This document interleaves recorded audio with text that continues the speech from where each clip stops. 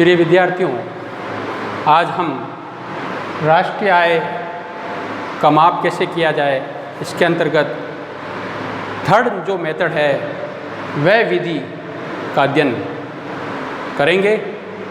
इससे पूर्व हम 2 लेक्चर में राष्ट्रीय आय मापने की वैल्यू एडेड मेथड या उत्पादन विधि और आय गणना विधि का अध्ययन कर चुके हैं। आज हम वह विधि का अध्ययन करेंगे। राष्ट्रीय आय को कैसे मापा जाए इस वह विधि से आज हम समझेंगे। वह विधि को आय व्यय विधि भी कहते हैं और इस विधि को उपभोग निवेश विधि भी कहा जाता है, क्योंकि जो व्यय किया जाता है वो 2 ही तरह की वस्तुएं हम उपभोक्ता वस्तुएं और पूंजीगत वस्तुएं मानते हैं। इसलिए इसको उपभोग वस्तुओं पर किए जाने वाला व्यय उपभोग कहलाता है और पूंजीगत वस्तुओं पर किए जाने वाला व्यय को हम निवेश कहते हैं। इसलिए इसको हम उपभोग निवेश विधि भी कहते हैं। इस विधि के द्वारा राष्ट्रीय आय कैसे मापी जाएगी, तो यहाँ देखें, इस विधि के द्वारा जब हम राष्ट्रीय आय का माप करने जा रहे हैं तो इस विधि के अंतर्गत हम 1 वर्ष की अवधि में देश में उत्पादित की गई अंतिम वस्तुओं और सेवाओं पर देश के नागरिकों द्वारा किया गया व्यय को लेते हैं और उस व्यय का जब हम योग कर लेते हैं तो वो राष्ट्रीय आय कहलाता है। देखिए, इस विधि के अंतर्गत हम किसी भी देश में 1 वर्ष की अवधि में राष्ट्रीय आय का माप हम 1 वर्ष में कर रहे हैं। तो किसी भी देश में 1 वर्ष की अवधि में देश के नागरिकों द्वारा, ध्यान रखें, राष्ट्रीय आय में हमेशा देश के नागरिकों की आय को हम लेते हैं। ये हम उत्पादन विधि और आय विधि में भी पढ़ चुके हैं। व्यय विधि में भी देश के नागरिकों द्वारा, तो 1 वर्ष की अवधि में देश के नागरिकों द्वारा उत्पादित अंतिम वस्तुओं और सेवाओं पर, कौन सी वस्तुओं और सेवाओं पर? अंतिम वस्तुओं और सेवाओं पर जो खर्च किया जाता है, जो व्यय किया जाता है, वही राष्ट्रीय आय कहलाता है। मध्यवर्ती वस्तुओं के पर होने वाला व्यय नहीं लिया जाएगा, केवल अंतिम वस्तुओं और सेवाओं पर किए जाने वाले व्यय को ही हम राष्ट्रीय आय में शामिल करते हैं। अब हम देखेंगे कि अर्थव्यवस्था में व्यय के क्या क्या कंपोनेंट हैं, क्या तत्व हैं व्यय के। इसको एक उदाहरण से हम समझेंगे। देखें, पहला हम जो व्यय की बात करते हैं तो अंतिम निजी उपभोग व्यय को हम लेते हैं। अंतिम निजी उपभोग व्यय को हम C से डिनोट करते हैं। अंतिम निजी उपभोग व्यय क्या है? अंतिम इसलिए लिया जा रहा है, अंतिम वस्तुओं और सेवाओं पर होने वाले व्यय को हम अंतिम निजी उपभोग व्यय की बात कर रहे हैं। और इसके अंतर्गत हम परिवारों, व्यक्तियों व गैर लाभकारी निजी संस्थाएं, ऐसी संस्थाएं जो लाभ कमाना नहीं चाहती है, गैर लाभकारी निजी संस्थाएं। इस प्रकार हम देखते हैं परिवार, व्यक्तियों और गैर लाभकारी निजी संस्थाओं द्वारा अंतिम वस्तुओं और सेवाओं पर किए जाने वाला जो व्यय है उसको हम अंतिम निजी उपभोग व्यय कहते हैं। दूसरा कंपोनेंट या फैक्टरी तत्व है अंतिम सरकारी उपभोग व्यय। देश की सरकार द्वारा भी उपभोग और पूंजीगत वस्तुओं पर या उपभोक्ता वस्तुओं पर व्यय किया जाता है।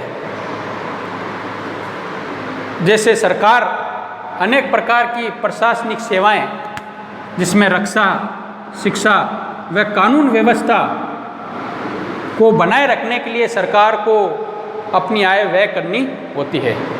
तो सरकार द्वारा जब प्रशासनिक व्यवस्था, कानून व्यवस्था, देश की रक्षा और सुरक्षा को बनाए रखने के लिए जो सेना है, पुलिस है आदि जो लोक सेवक हैं उन पर किए जाने वाले जो व्यय है वो अंतिम सरकारी उपभोग व्यय की श्रेणी में आते हैं। इसको हम G से डिनोट करते हैं।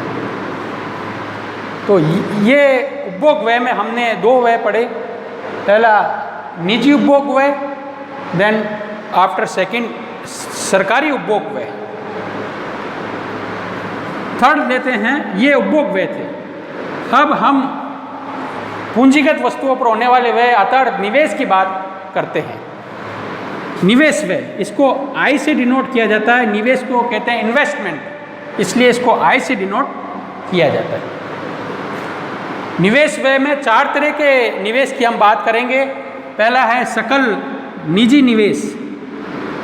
सकल निजी निवेश, सकल निजी निवेश का अर्थ है निजी व्यवसाय या निजी उद्यमी द्वारा जो अपने उद्योग में नए प्लांट, नई मशीनें, उपकरण आदि पर जो निवेश किया जाता है, अर्थात निजी उद्यमीकर्ता द्वारा नवीन पूंजीगत पदार्थों पर जो निवेश किया जा रहा है उसको हम सकल निजी निवेश कहते हैं।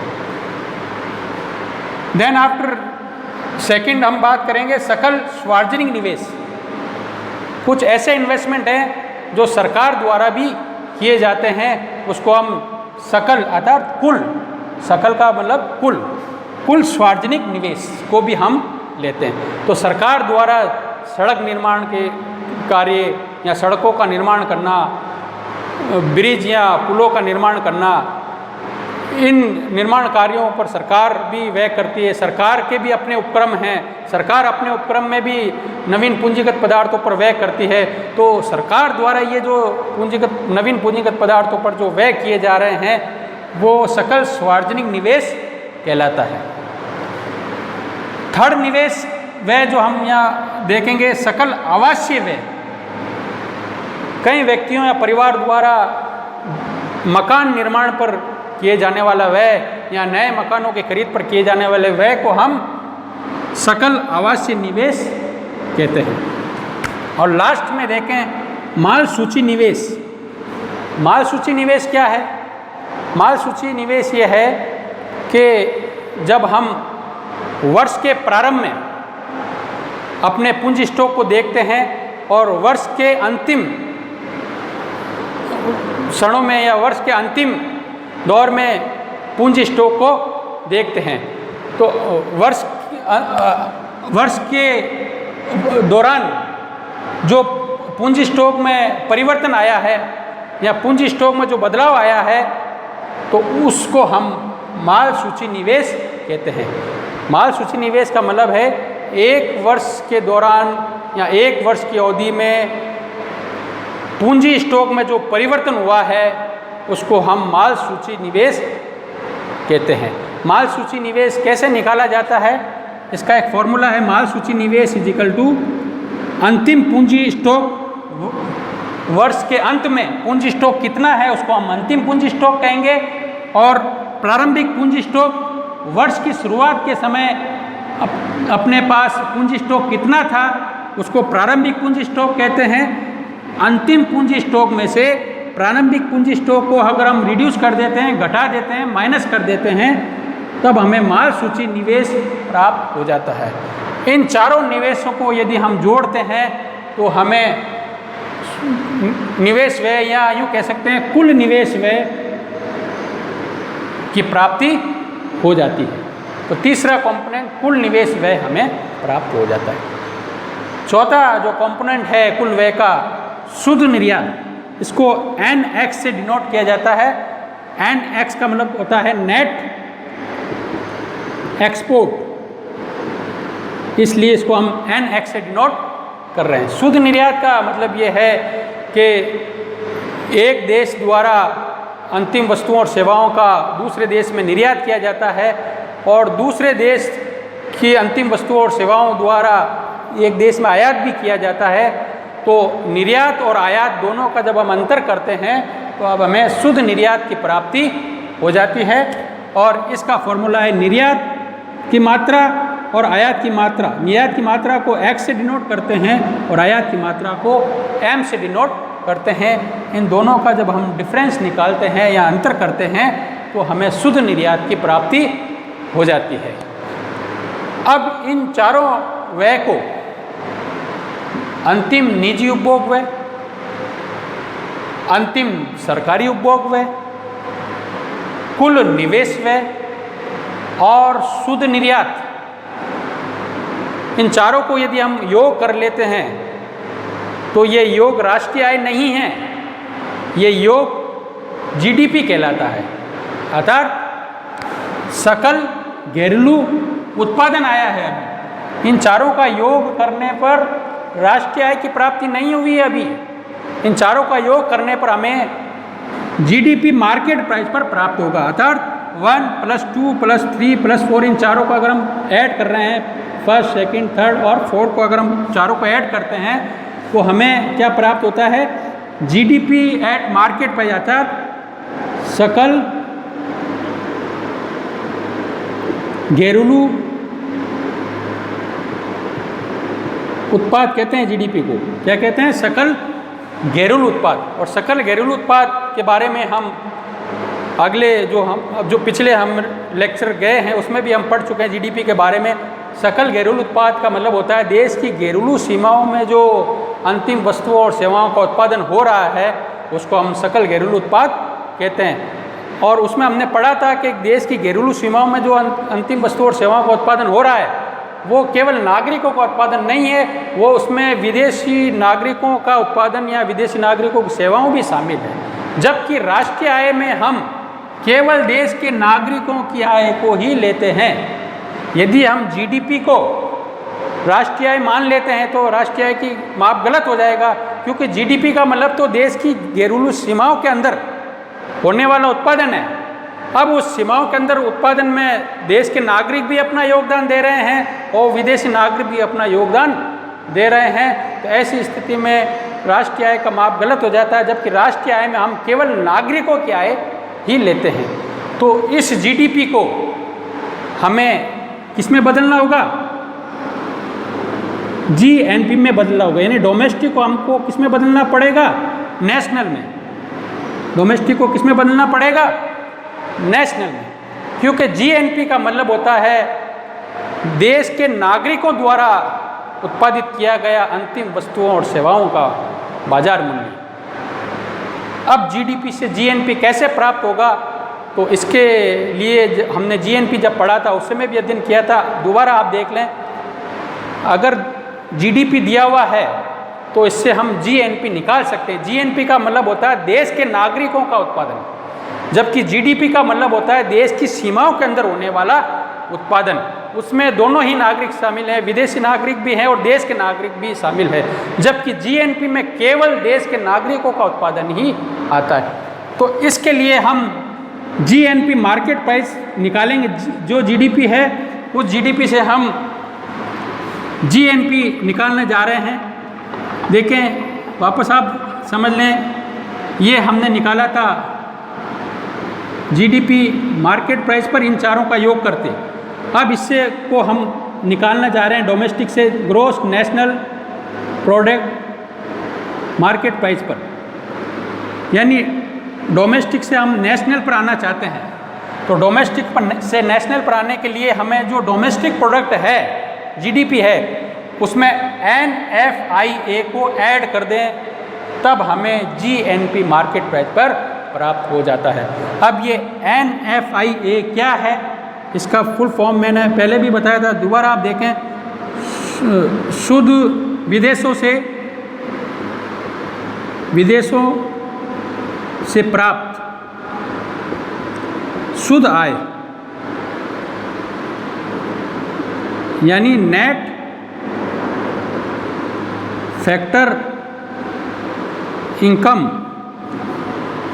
फ्रॉम एब्रोड, ये एनएफआई है। ये एनएफआई को जब हम इसमें ऐड कर देते हैं जीडीपी में, तब हमें देश के नागरिकों का उत्पादन प्राप्त हो जाता है। एनएफआई क्या है? देखिए, यहाँ हम भारत और अमेरिका का उदाहरण लेकर मैं आपको इस एनएफआई को क्लियर करना चाहूँगा। एनएफआई क्या है? कुछ भारतीय लोग या भारतीय नागरिक अमेरिका में अपनी सेवाएं दे रहे हैं, वहाँ उत्पादन कर रहे हैं, वहाँ अपनी सेवाएं दे रहे हैं। कुछ अमेरिकी नागरिक भारत में अपनी सेवाएं दे रहे हैं, उत्पादन कर रहे हैं। तो इन दोनों का जो डिफरेंस है वही एनएफआई है। अर्थात वे भारतीय नागरिक जो अमेरिका में उत्पादन कार्य कर रहे हैं, अंतिम वस्तुओं और सेवाओं का निर्माण कर रहे हैं, उनकी जो आय है उसको हम लेंगे। और भारत में अमेरिका के नागरिक जो उत्पादन कर रहे हैं अंतिम वस्तुओं और सेवाओं का और जो आय प्राप्त कर रहे हैं उनकी आय को लेंगे। तो भारतीयों की आय में से जो विदेशों में काम कर रहे हैं उन भारतीयों की आय में से देश में जो विदेशी नागरिक अमेरिकन नागरिक काम कर रहे हैं उनकी आय का अंतर कर देते हैं, डिफरेंस कर देते हैं। तब हमें शुद्ध विदेशों से प्राप्त शुद्ध राष्ट्रीय आय या विदेशों से प्राप्त शुद्ध आय, विदेशों से प्राप्त शुद्ध आय प्राप्त होती है। इस विदेशों से प्राप्त शुद्ध आय को जब हम ऐड करते हैं जीडीपी में तब हमें जीएनपी प्राप्त हो जाता है। अब जीएनपी तो देश के नागरिकों का द्वारा बनाया गया उत्पादन है, लेकिन जीएनपी भी राष्ट्रीय आय नहीं हो सकता, क्योंकि जीएनपी में वार्षिक मूल्यह्रास जो खर्च होता है उत्पादन के दौरान, मशीनों का जो टूटबांग या प्रतिस्थापन व्यय या मशीनों के मेंटेनेंस जो खर्च आता है उसको हम वार्षिक मूल्यह्रास खर्च कहते हैं। ये उत्पादन नहीं है, लेकिन जीएनपी में ये भी शामिल होता है, इसलिए जीएनपी राष्ट्रीय आय नहीं हो सकता। राष्ट्रीय आय में केवल उत्पादन की बात हम करते हैं और मूल्यह्रास खर्च की राशि उत्पादन नहीं है। तो इस राशि को हम जीएनपी में से घटाते हैं तब हमें शुद्ध राष्ट्रीय उत्पादन प्राप्त होगा। इसलिए हमें जीएनपी राष्ट्रीय आय नहीं बन सकता। सकल राष्ट्रीय उत्पाद अर्थात जीएनपी से हम अब आएंगे शुद्ध राष्ट्रीय उत्पाद पर, जिसको हम कहेंगे नेट नेशनल प्रोडक्ट। तो देखिए जीडीपी से हम जीएनपी पे आए और जीएनपी को हम राष्ट्रीय आय नहीं मान रहे हैं। इसका कारण यही है कि जीएनपी में वार्षिक मूल्यह्रास खर्च भी की राशि भी शामिल है जो राष्ट्रीय आय में शामिल नहीं होती है। तब हम उस वार्षिक मूल्यह्रास खर्च की राशि को घटाते हैं जीएनपी में से, तब हमें नेट नेशनल प्रोडक्ट प्राप्त हो जाएगा। जी से हम कहाँ पहुँच जाएंगे, ग्रोथ से कहाँ पहुँच जाएंगे हम, नेट पर। तो नेट नेशनल प्रोडक्ट कैसे प्राप्त होगा, जो जीएनपी है ग्रोस नेशनल प्रोडक्ट, उसमें से हम वार्षिक मूल्यह्रास खर्च को घटा दें, माइनस कर दें, तब हमें शुद्ध राष्ट्रीय उत्पादन प्राप्त हो जाएगा। हमेशा ध्यान रखें, कुल राष्ट्रीय उत्पादन से शुद्ध राष्ट्रीय उत्पादन निकालना है तो कुल राष्ट्रीय उत्पादन में से वार्षिक मूल्यह्रास खर्च की राशि को घटा दें तो हमें शुद्ध राष्ट्रीय उत्पादन प्राप्त हो जाता है। तो ये हमें बाजार मूल्य पर शुद्ध राष्ट्रीय उत्पादन प्राप्त हो गया। अब बाजार मूल्य पर जो शुद्ध राष्ट्रीय उत्पादन प्राप्त हुआ है इसको भी हम राष्ट्रीय आय नहीं मान सकते, क्योंकि बाजार मूल्य पर जो शुद्ध राष्ट्रीय उत्पादन है उसका अर्थ ये है कि उसमें उत्पादन पर लगने वाले अप्रत्यक्ष कर अर्थात नेट इनडायरेक्ट टैक्स यानी शुद्ध अप्रत्यक्ष कर की राशि भी शामिल है। तो शुद्ध अप्रत्यक्ष कर सरकार लगाती है वस्तु के उत्पादन पर, तो ये कर उत्पादन नहीं है, इसलिए राष्ट्रीय आय का हिस्सा नहीं बन सकते। तो ऐसी स्थिति में हम बाजार मूल्य पर जो शुद्ध राष्ट्रीय उत्पादन निकला हुआ है उसमें हम शुद्ध अप्रत्यक्ष कर की राशि को घटाएंगे। शुद्ध अप्रत्यक्ष कर की जो आय जो है, शुद्ध अप्रत्यक्ष कर का जो व्यय है या शुद्ध अप्रत्यक्ष जो कर है उसको हम एनएनपी मार्केट प्राइस जो हमने यहाँ निकाला है उसमें से लेस करते हैं, घटाते हैं, तब हमें एनएनपी फैक्टर कॉस्ट पर प्राप्त होगा, यानी लागत पर उत्पादन प्राप्त होगा। उत्पादन का लागत मूल्य आ जाएगा जिसको हम कहेंगे net national product at factor cost. और जब net national product at factor cost पे जब हमें प्राप्त होगा, यानी साधन लागत पर जो हमें शुद्ध राष्ट्रीय उत्पाद प्राप्त हो रहा है वही राष्ट्रीय आय कहलाता है। इस तरह हमें राष्ट्रीय आय की प्राप्ति हो जाती है। तो ध्यान रखें, जीडीपी आने के बाद हमें ये ध्यान रखना होगा, जब हम जीडीपी निकाल लेते हैं इन चारों व्यय से, तब हम जीडीपी से जीएनपी निकालेंगे, देश के नागरिक उत्पादन निकालेंगे। तो क्या करेंगे, जीडीपी में हम विदेशों से प्राप्त शुद्ध आय को जोड़ देंगे, ऐड कर देंगे, तब हमें जीएनपी प्राप्त हो जाएगा। अब जीएनपी में मूल्यह्रास की राशि भी शामिल है, तो वार्षिक मूल्यह्रास खर्च की राशि को हम लेस करें तब हमें एनएनपी प्राप्त हो जाएगा। अब जो एनएनपी हमें मिला है वो बाजार मूल्य पर आधारित एनएनपी है और बाजार मूल्य में शुद्ध अप्रत्यक्ष कर भी शामिल होते हैं, तो शुद्ध अप्रत्यक्ष कर को भी हम एनएनपी में से घटाते हैं, तब हमें एनएनपी साधन लागत पर प्राप्त होगा, और जो NNP हमें साधन लागत पर प्राप्त होगा वही राष्ट्रीय आय है। इन 4 मेथड कैलकुलेशन को हमको ध्यान में रखना होगा, तब राष्ट्रीय आय का सही माप निकल पाएगा।